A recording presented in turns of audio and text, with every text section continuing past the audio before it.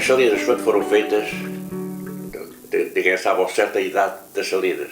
Nós sabemos é que o primeiro documento tem 800 e tal anos. O primeiro documento das salinas.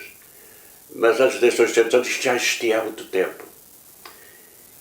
E foram feitos aqueles canteirinhos, aqueles 400 e tal canteirinhos que estão ali, com 50 metros quadrados, 40 metros quadrados, 30 metros quadrados, foram feitos a pouco e pouco de a fazer.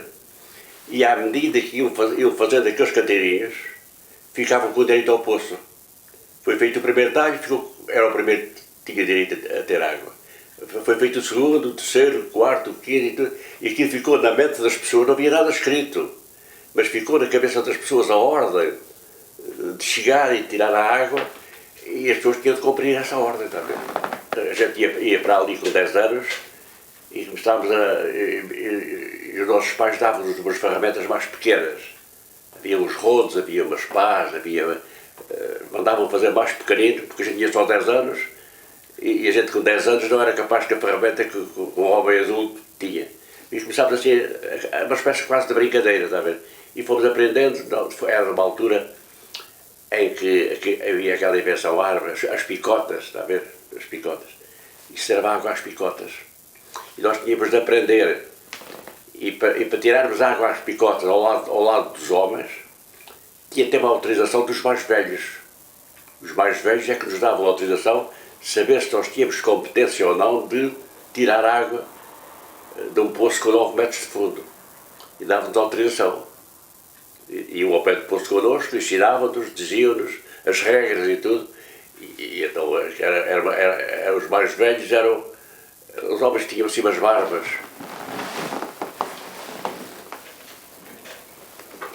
Umas suíças, que são os meus avós do lado da minha mãe.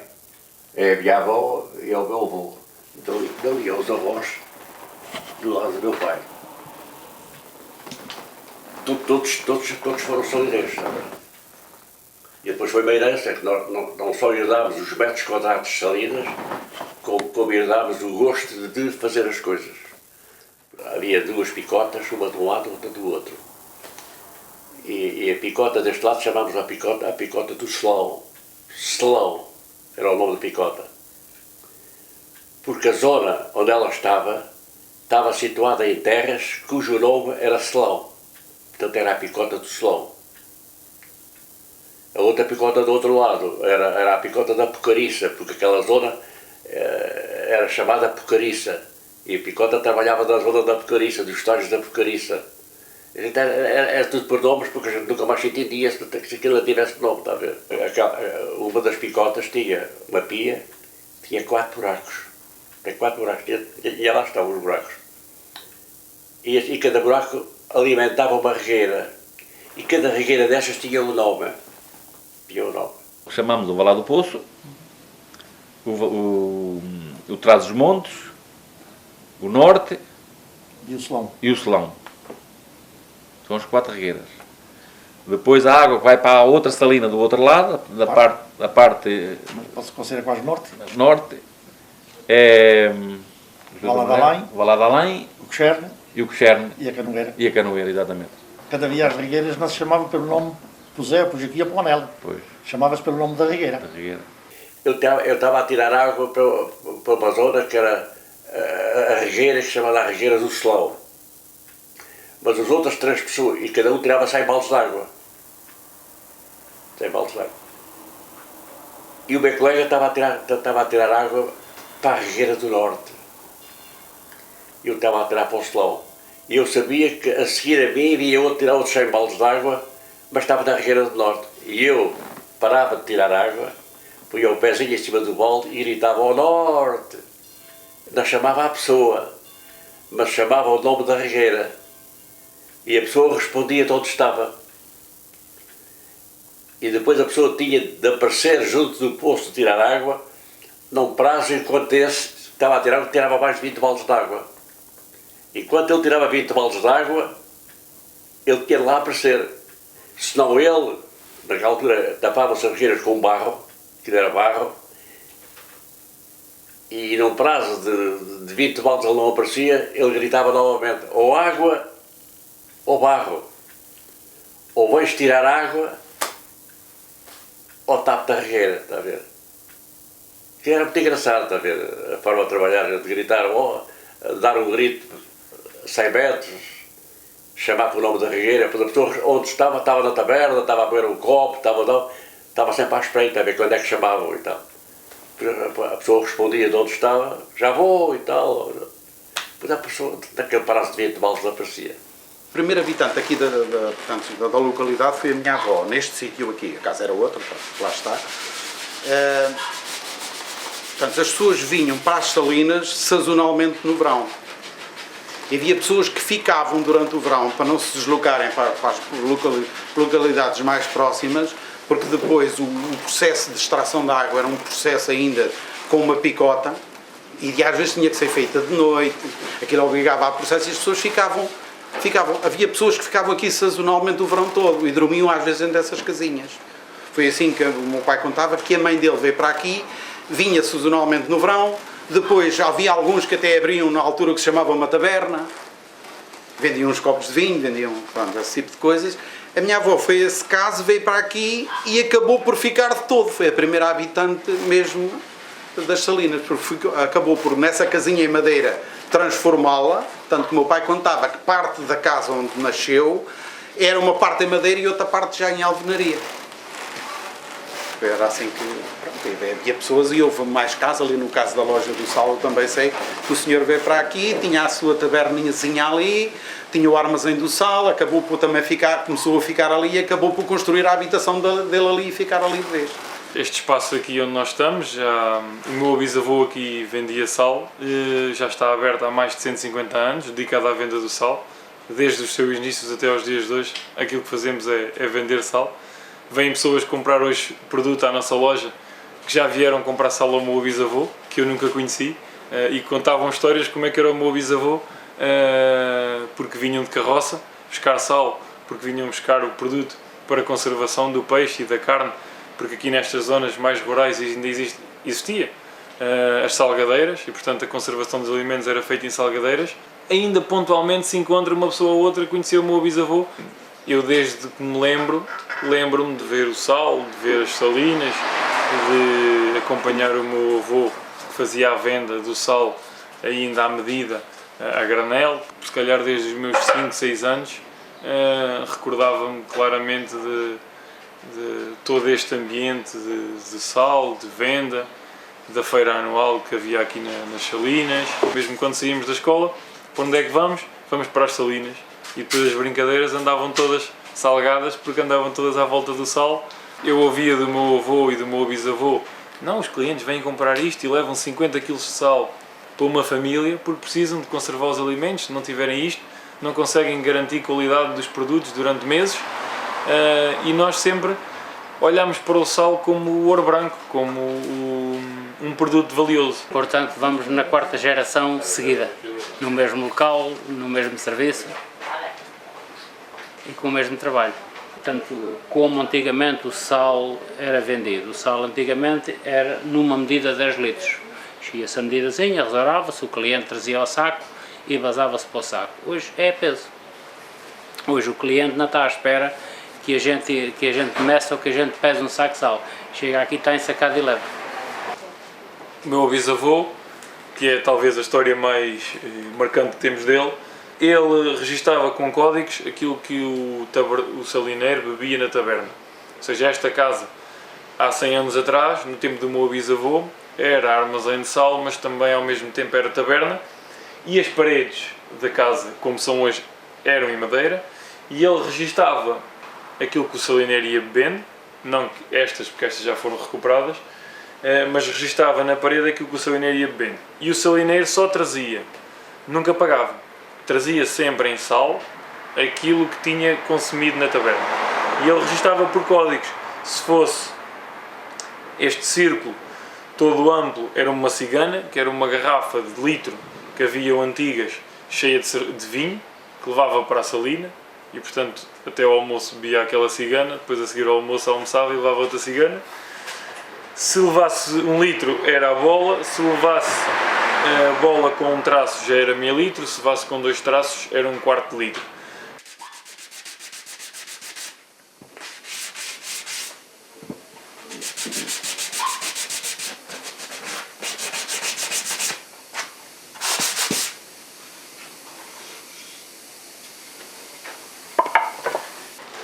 Antes, todas as casinhas de madeira que existiam serviam de armazéns do sal.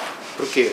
Porque isto era um trabalho que cada um tinha o seu canteirinho que explorava e tinha o seu pequeno armazém onde arrecadava o sal. As casas duravam muito mais. Porquê? Porque todas levavam sal dentro. E hoje quase nenhumas levam sal dentro. Servem-se como lojas, servem como bares, servem...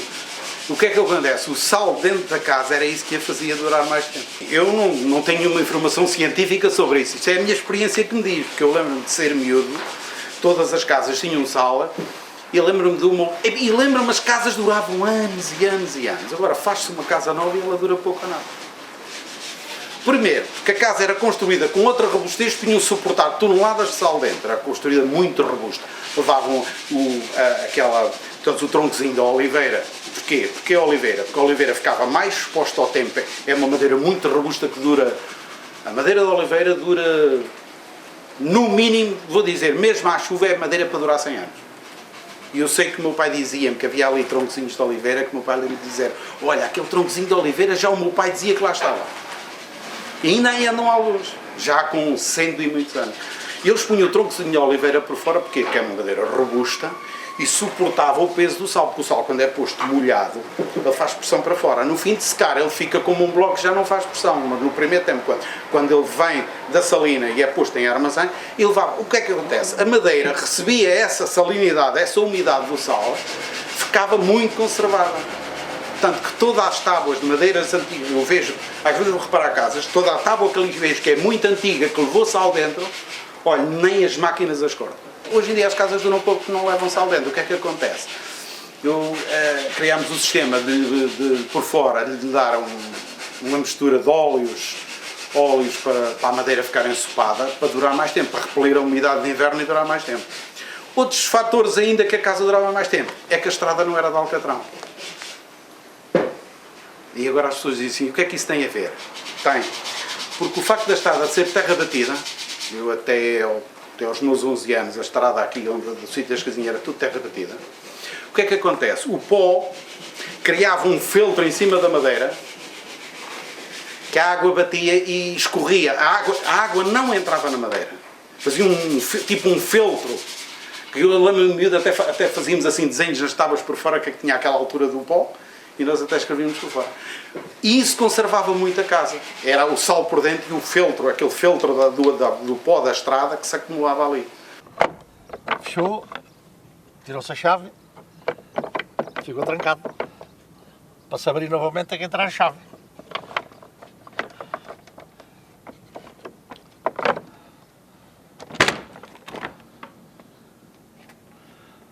E depois pode entrar. A fechadura era uma questão de, vamos lá ver, está fechado, era uma questão, é mais o princípio que propriamente a segurança, é evidente, era a questão do princípio, o vizinho deixou fechado, eu não vou arrebentar para entrar. E então havia a fechadura. Mas é engraçado que a fechadura em madeira havia o costume, a pessoa fechava a casa e achava uma coisa grande, não era levada para casa porque dava muito trabalho, não andava no bolso, então era posta sempre por cima da casota, assim, por baixo de uma telha, mas os vizinhos, toda a gente sabia onde estava a chave. O engraçado disso era de tempos diferentes em que se podia, hoje em determinadas coisas é impensável, não é? Agora, a fechadura em madeira porquê? O ferro era uma coisa que não havia muito acesso. Pronto, era uma coisa cara. A madeira era uma coisa simples e que se aguentava no sal. O meu pai ali, princípio dos anos 80, percebeu que as pessoas e os turistas que visitavam as salinas se interessavam muito pela questão da fechadura. Fechadura, explique-me lá como é que isto funciona. O meu pai explicava, mas como deve compreender, era difícil mostrar às pessoas o funcionamento disto. O que é que o meu pai começou a fazer? Arranjou uma fechadura deste tamanho, assim, para as pessoas perceberem como funcionava.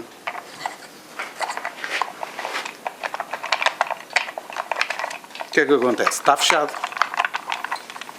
Como isto está encostado à porta, nós não sabemos estas distâncias.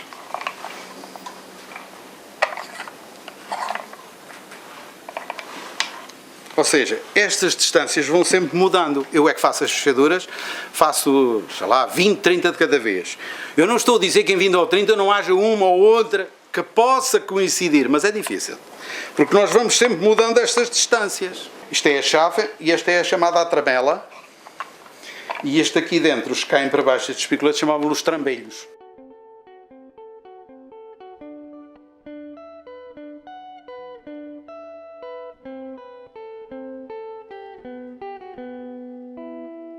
Portanto, a casinha de madeira que os senhores veem aqui eram os armazéns do sal, dos salineiros. Deixou de ser rentável porque os salineiros levavam o sal para a casa e estava lá 1 ano, estava lá 2, estava lá 3 e chegámos a ter sal, quando formámos a cooperativa, chegámos a ter sal nas casinhas com 10 anos.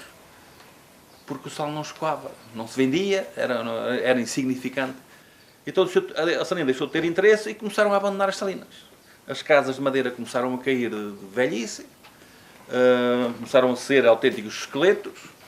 As salinas começaram a deixar de ser limpas, deixarem de ser tratadas, começaram a ficar abandonadas e chegou a um ponto que estava tudo perdido. Aquilo estava numa crise tremenda, o sal que se produzia não se vendia, porque eram 100 pessoas a vender o sal e cada um só tinha um bocadinho.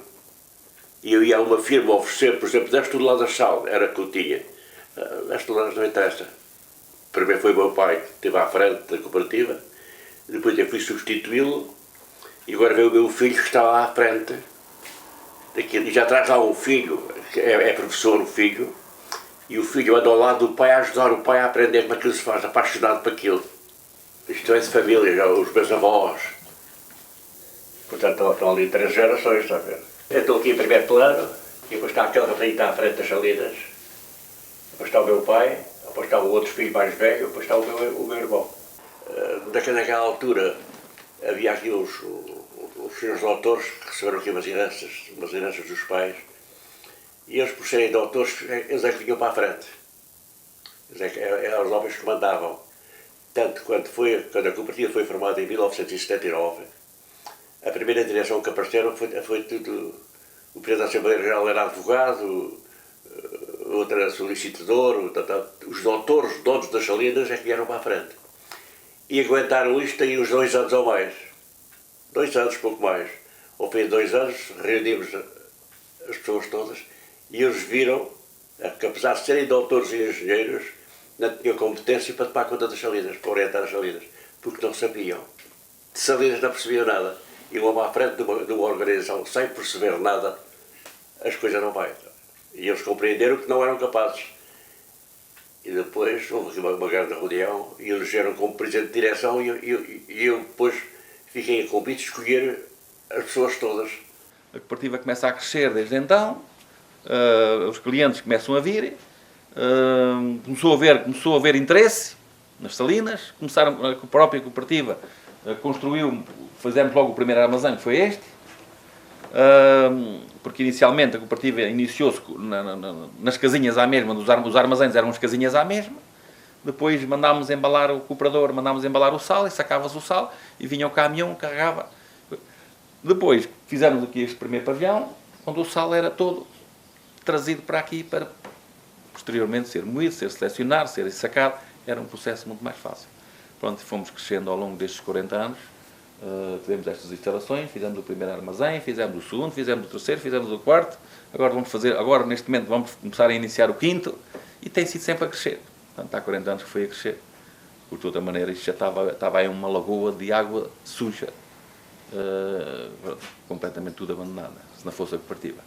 Iniciamos aqui nos primeiros dias de maio a fazer a respectiva limpeza, porque de outubro, mais ou menos setembro, outubro é quando isto acaba, de outubro até maio do outro ano a salina está parada, derivada às condições climatéricas, e daí as águas das chuvas em contacto com as águas salinas formam um género de algas, límanes, que precisam ser retirados.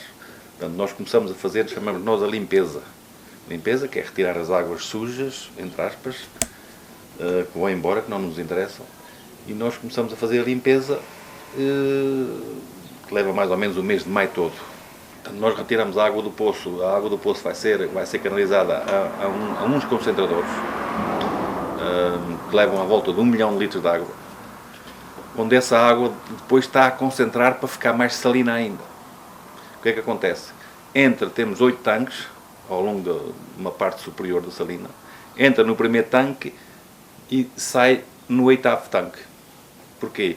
Porque entra ali num circuito de espaço, de tempo, de evaporar a água doce que ainda tem, mesmo assim, quanto mais evaporar a água, mais concentra, mais salgada vem. Depois vem por gravidade, outra vez, para a parte inferior da salina, para pôr nos cristalizadores. Essa água, que é um processo muito mais rápido, da água vir já concentrada, porque normalmente a água do poço nasce mais ou menos com um grau de salinidade de cerca de 15 graus. Mas para começar a fazer o sal, tem que chegar aos 24. Portanto, antigamente, quando não havia concentradores, quando os concentradores foram feitos em 1986, antes disso, nós retirámos a água do poço e metimos logo nos cristalizadores para fazer o sal. Digamos que o cristalizador estava ali parado 3, 4 dias. Portanto, neste processo, nós ganhamos ali 3, 4 dias à vontade. Porque ela vai aos concentradores, vai concentrar e depois vem já com 20, 19, 20 graus. E a água, pronto, é salgada 7 vezes mais que a água do mar, 7 vezes mais. A água do poço tem um segredo que nós os mais velhos vamos ensinando a estas pessoas mais novas. Dentro do poço existe nascentes de água salgada e nascentes de água doce. Também existe água doce. Então a água não pode estar muito tempo no poço. A água nasce e à medida que vai nascendo vai-se tirando. Porque quanto mais tempo lá está, mais fraca fica. Porque o nascente de água doce que existe vai comendo o salgado da outra. Então a bomba elétrica que lá está agora e é uma coisa muito boa, muito bem feita, é à medida que a água vai nascendo, nós vamos tirando a água. Eu até conhecia a água pela cor. Eu chegava ao poço, deitava os olhos ao poço e sabia a coloração da água. Outra vez prova-se, vai-se assim com o dedo, prova-se.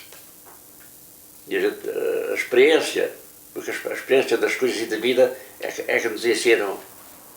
Nós normalmente fazemos isto regularmente todas as semanas. Portanto, 6, 7 dias, se as condições climatéricas estiverem sempre favoráveis, sempre acima de 25 graus e um respectivo vento, portanto, todas as semanas, 6, 7 dias, nós fazemos o processo de meter a água, de retirar o sal, pôr o sal em pirâmide e depois tirar, quando estiver em pirâmide, para vir para os armazéns. Cada talho, cada cristalizador tem que ter um sítio mais fundo para nós podermos retirar as águas sujas quando se faz a limpeza. E quando o talho está a fazer sal, irmos com um utensílio que chamamos nós um cabaço, retirar aquela água e dar uma rega por cima do sal. Chamamos nós uma rega, que nesta altura é uma rega que, como não fazemos a limpeza nesta altura, é uma rega que fazemos 2, 3, 4 vezes por dia, em cima do sal. Vai acumular sal em cima de sal. Quando o sal está a fim de 4, 5 dias, o talho está completamente seco, pronto a retirar o sal. Nós, naquele dia, na véspera, vamos dando umas regas, porque aumenta a produção do cristalizador.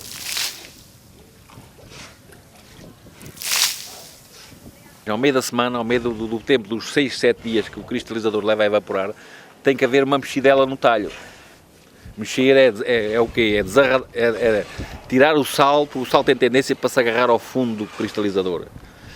E se nós não o mexermos, depois o processo é muito mais difícil de rapar o sal. Parece um desenho feito de propósito, mas não. O homem anda à roda com a pá, cada um faz. Aqueles homens que lá vão todos, cada um faz ao seu processo. Fazem daquilo, já é um trabalho, mas é uma brincadeira. Fazem aqueles desenhos, brincam, andam a brincar, está a ver? Isto é uma espécie de brincadeira já. Até é bonito, está a ver? Até é bonito ver fazer aquilo.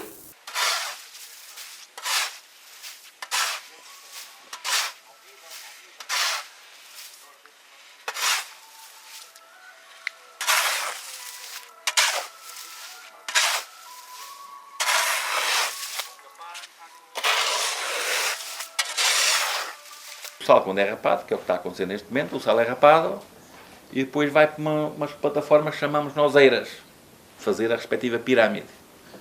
Fica em pirâmide porquê? De maneira mais fácil de arrumar E por outro, se chover, a pirâmide, a água da chuva escorre e já não desfaz o sal. Temos a tirar o sal, mas há logo alguém, há logo um salineiro atrás, com a respectiva mangueira, a fazer a distribuição, a pôr os 2, 3 centímetros de água em cada cristalizador. Para a semana, se tudo correr bem, voltarmos lá outra vez a tirar o sal. Eles agora fazem muitos montinhos, que até mais devagar, porque agora fez aqui este montinho, agora juntava-se este, fazia com o montinho, aquele fazia outro montinho. Depois é retirado para a eira, que é aquelas eiras que está ali aquele, e depois leva a tal de água. Mais 2, 3 centímetros de água, para a semana temos cá outra vez. Está igual. Se o tempo estiver assim como está agora, para a semana está exatamente como está agora. O sal fica cerca de 60 horas, agora, desde que existe a cooperativa, fica à volta de 60 horas a enxugar, a secar. O sal não pode ir para aqui cheio de água, não é? Como é lógico. Depois fica lá 60 horas, ao fim de 60 horas mais ou menos, é transportado para os armazéns. Em máquinas próprias, chamamos nós dumpers, que vêm, pesa o sal, é tudo pesado aqui à entrada, porque a salina tem 90 donos, nós temos 80 cooperantes, temos que saber o número de quilos que entra para poder depois fazer a distribuição aos nossos cooperantes. Não é? Está pesado à entrada, para nós aprovarmos o número de quilos de sal, toneladas de sal no fim da safra. Para podermos, como eu disse, quando eram os salineiros que entregavam o sal, a coisa até corria bem, era uma coisa mais natural. Só que isto deixou de ser possível porque os salineiros começaram a atingir uma faixa etária de 80 anos e deixaram de poder vir às salinas. Houve uma altura que nós neste momento temos 2 salineiros que ainda fazem o sal e entregam aqui. Mas o grupo todo entregou a safra à cooperativa. Isto é o quê? Nós contratamos mão de obra de fora, pessoas que vêm a partir do mês de maio a setembro, fazer essa mão de obra para fazer o sal e entregar. E depois tudo, a própria cooperativa é que toma conta desse processo.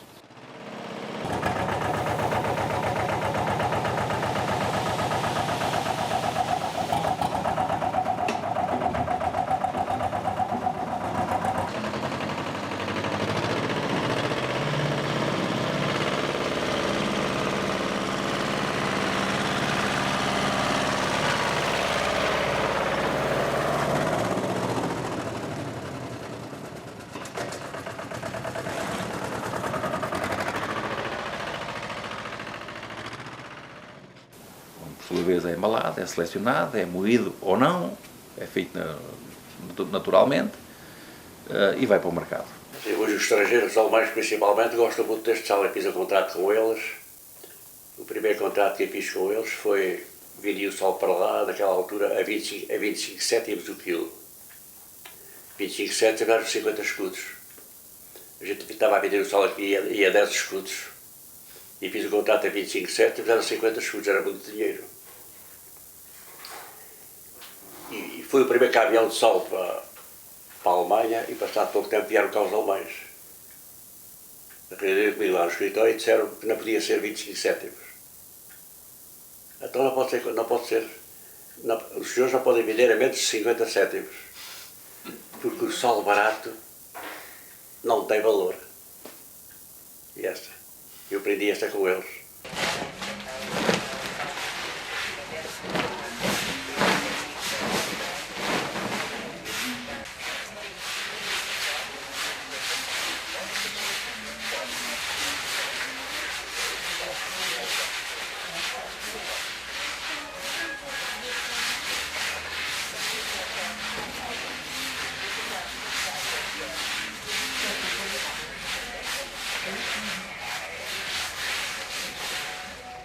Só nós não podemos vender sal pelo preço que vendem as salinas do mar, porque o nosso sal dá muita despesa.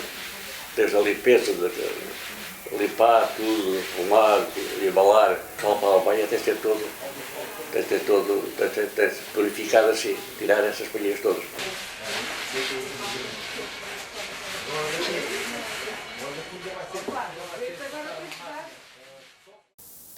E as mulheres já começaram ali a aparecer, já no meu tempo. Raramente as mulheres trabalhavam ali, porque era um trabalho muito duro, está a ver? E tinham de andar descalças, Pronto, e depois os homens eram muito ciumentos. Ciumentos não queriam trazer ali as mulheres juntamente com os homens de outros homens e tal. E as mulheres só vinham ali levar o almoço e o marido iam para casa. E o homem estava ali sempre permanente, está a ver?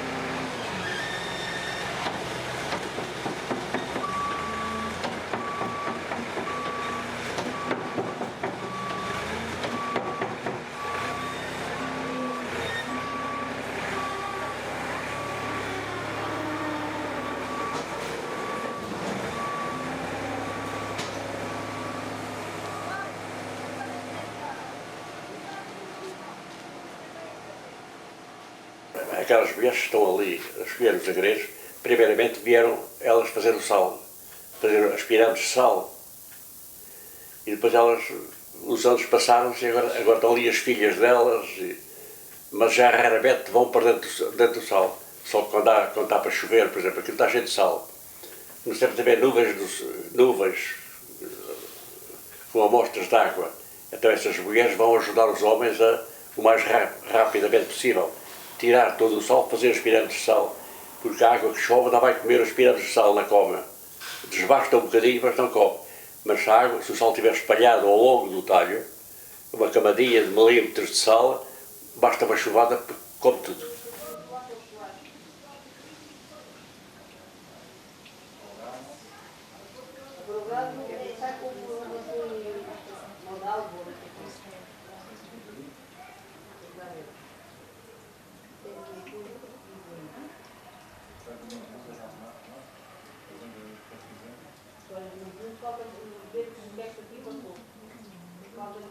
A pirâmide de sal surgiu mais ou menos há 10 anos, numa pastelaria em Rio Maior, que é o chocolate flor de sal. A receita é do Francisco Alves e do Rui Alves, são dois irmãos que lançaram esta receita já a pensarem nas salinas e na flor de sal aqui das Marinhas do Sal também. Entretanto, o projeto teve parado durante mais ou menos 9 anos.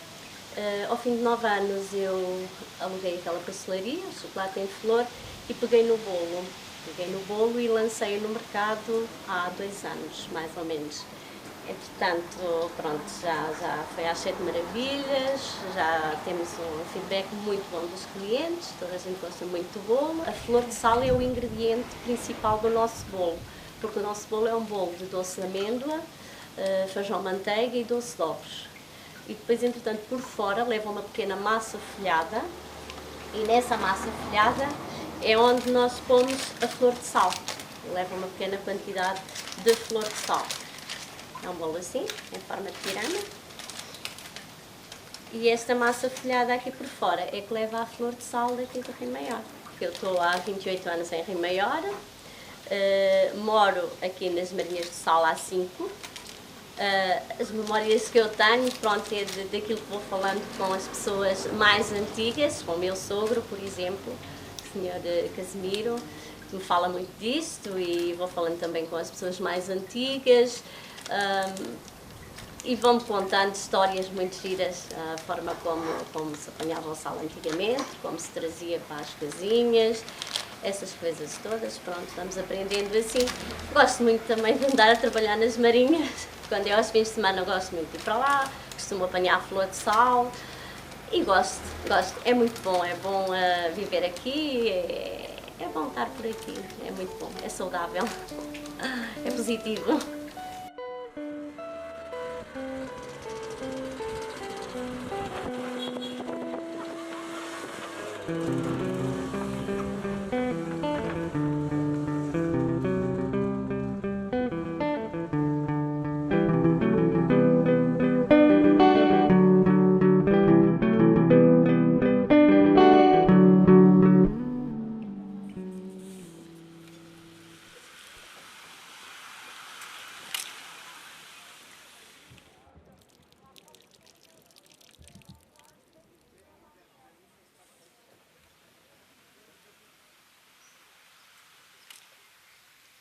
Este projeto aqui, o projeto de salário, começa exatamente devido a uma crise que houve, como vocês sabem, em 2008, 2010.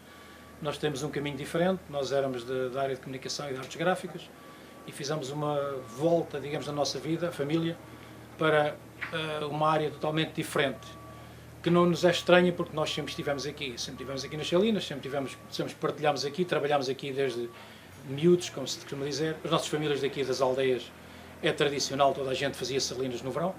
Eram as nossas praia de verão, digamos assim. Ou seja, nós retornámos um pouco à terra, né? Nós e outras pessoas aqui da zona que tinham outras atividades, que ao fim e ao cabo tiveram atividades empresariais de outros níveis, e um dia, como a atividade empresarial afrouxou, houve essa crise, essa grande crise económica, nós decidimos claramente regressar à terra e às origens e fazer algo até pelo património que há aqui, que é um património importantíssimo que temos aqui nas Salinas. Nós, com o nosso conhecimento empresarial, trouxemos para aqui um bocado esse conhecimento, digamos.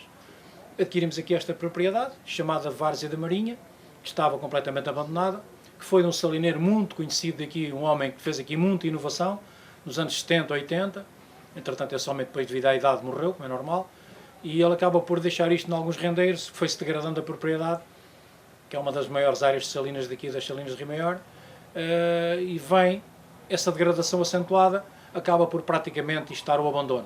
Nós, em 2009, comprámos esta propriedade, esta fazenda de Salinas e esta zona aqui de casas de sal.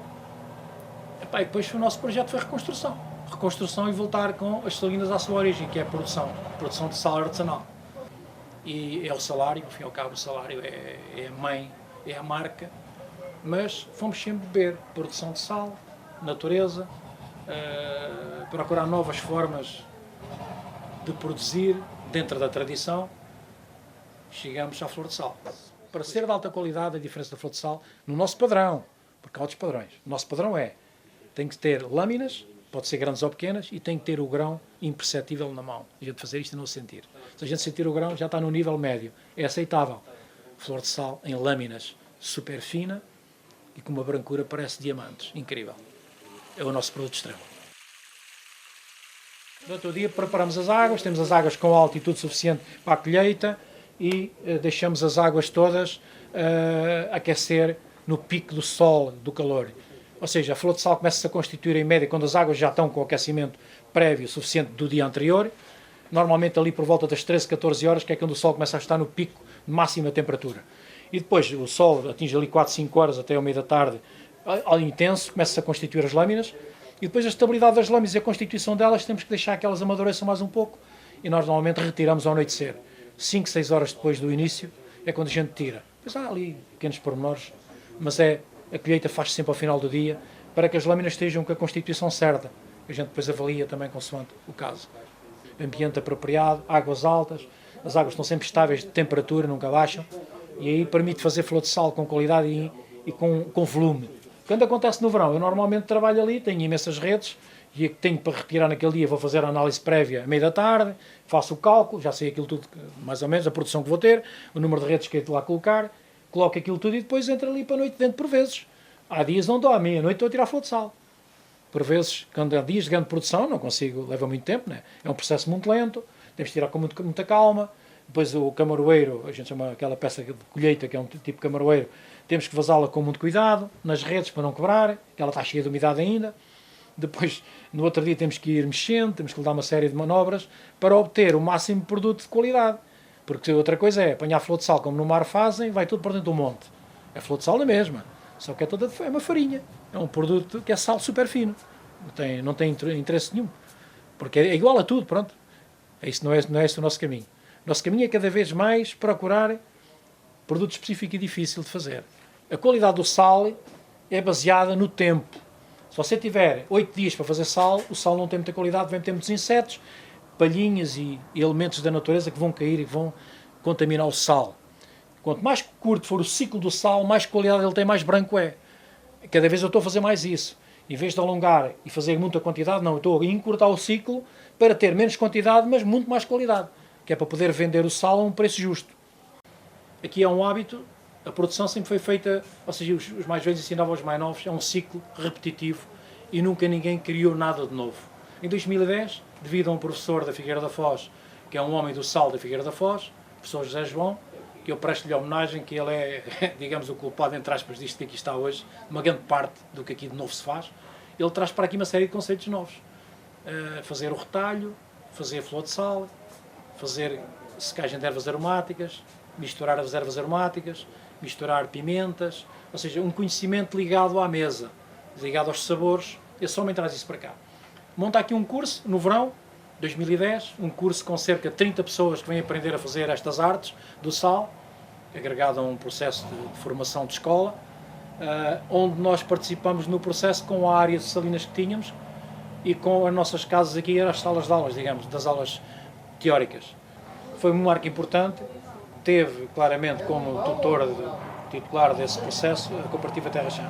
É uma cooperativa que está aqui ao lado, já devem ter ouvido falar. Em termos de desenvolvimento regional e na aldeia tem feito um trabalho incrível.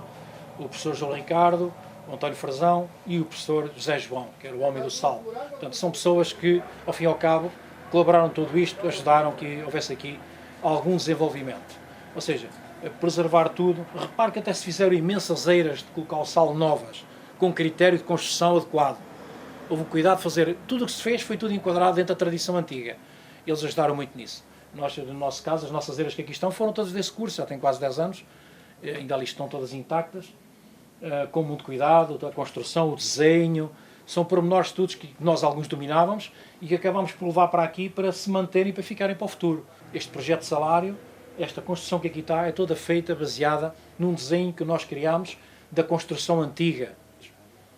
O que é que faz sobreviver as salinas, no geral, na Europa, nesta Europa mais ocidental? O que faz sobreviver as salinas tem sido o turismo. O turismo é a parte que casa com o sal para fazer a sobrevivência do sal. Porque o sal por si só não é rentável. O sal é um produto de valor muito baixo no mercado, sofre concorrência dos grandes volumes de produção, como o norte da África, onde o sal é escavado à máquina e carregado, como o sal das minas, que é muito barato. Todo o sal que é artesanal e é feito no mar, ou, no nosso caso, salinas de interior, que ainda é uma raridade maior, que são únicas, não é? Este aqui tem um problema de mão de obra cara. E aí o que é que se reflete no preço? Nós não podemos competir com o sal dos grandes volumes. Temos que ir para um caminho diferente. Temos que nos tornar únicos, temos que nos tornar melhores, ter um sal de alta qualidade, para podermos vender em segmentos de mercado de valor acrescentado. É isso que estamos a fazer.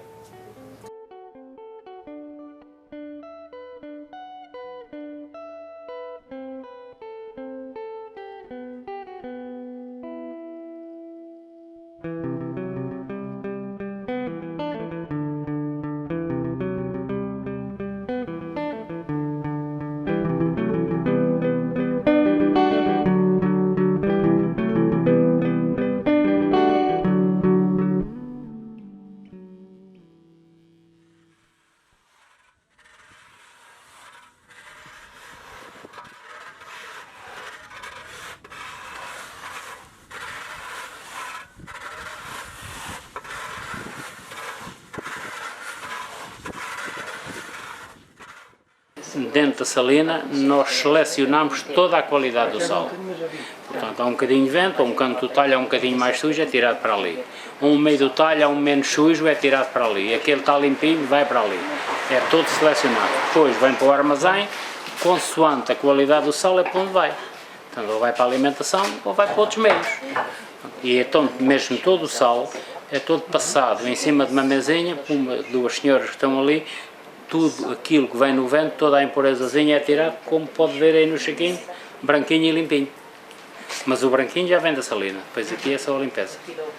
Nós nos dias de hoje já criámos 50 referências de sal. dentro do produto de sal, dentro do produto de base, ou seja, derivados do sal ou complementares ao sal, que são sais à mesma, já temos 50 referências. E para nós tudo o que existe de diferenciação de um para o outro já é mais um tipo. E existe N de tipos de sal. Nós não refinamos sal.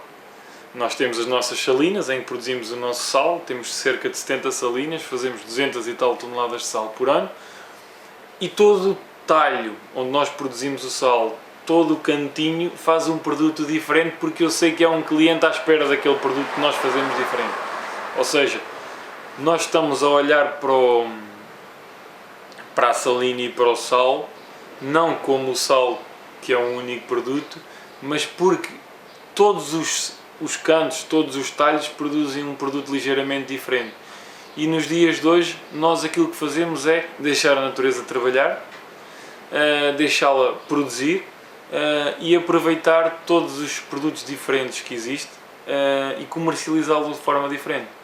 Nós aqui na loja temos um sal que produzimos em 5 dias, que é um sal mais fino, que o cliente leva em saco de 1 kg, que é aquele sal normal para temperar, para cozinhar, mas depois produzimos sal em 6 ou 7 dias, que é um sal ligeiramente mais grosso, porque teve mais processo de evaporação, formou-se um grão mais grosso, então esse já comercializamos para clientes nossos que têm churrasqueiras, que gostam do sal grosso para a carne e para o peixe, para a grelha, e há pessoas que gostam disso, mesmo para o consumidor final, para grelhar, carne e peixe, que levam isso para ter nas suas churrasqueiras, no seu barbecue.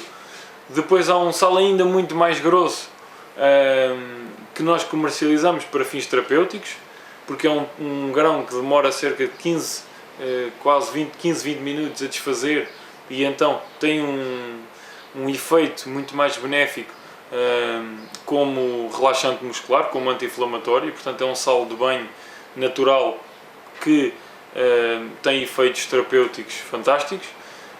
Depois podemos juntar ervas aromáticas, podemos juntar especiarias e aí fazemos uma série de preparados para facilitar o trabalho na cozinha, porque eles já estão preparados. Temos o caso dos queijos de sal, que é uma forma de apresentar o sal diferente na mesa, e para fazer o queijo de sal nós fazemos com uma espuma de sal que se produz na salina quando está muito vento, que é o caso do dia 2, a flor vai quase toda para o canto, porque se forma à superfície, o vento empurra para o canto e forma ali no canto do talho um sal muito fininho, que nós chamamos a espuma do sal, e aproveitamos para fazer os queijos.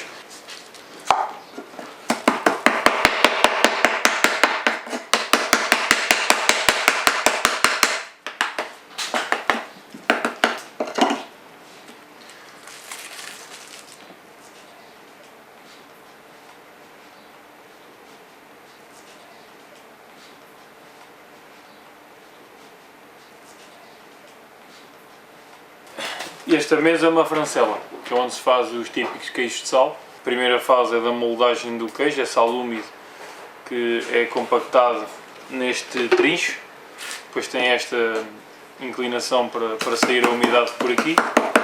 Depois ele é compactado no trincho, fica cerca de 2-3 dias ao sol. Vai ao forno a lenha, nós fazemos em forno a lenha. E depois vai para ficar cerca de 12 horas e depois é retirado e é embalado. É uma forma bastante diferente de apresentar o sal na mesa, substitui aquele sal refinado que é um veneno para a saúde, e é uma forma bastante original de apresentar o sal na mesa. E usando sal de qualidade, sal fino, mas sal natural. Este é o de sal, é este, e este é o de flor de sal e pimenta, em que dá para reduzir o sal na cozedura e depois cada pessoa temperar de uma forma mais individual, mais controlada na mesa e no prato. Toda esta bacia da Serra dos Candeeiros, todos estes algares que existem em todas estas grutas na Serra dos Candeeiros, é a zona em Portugal onde existe presença física de água salgada em maior abundância. E, portanto, água e pedra de sal, nesta zona, pelo menos não há indicações que possa faltar. A nossa extração de sal, portanto, temos uma rocha de sal-gema muito grande. A água doce a passar através da rocha do sal-gema, a água nasce salgada no poço. E enquanto houver pessoas com gosto daquilo que fazem, a salina nunca acaba.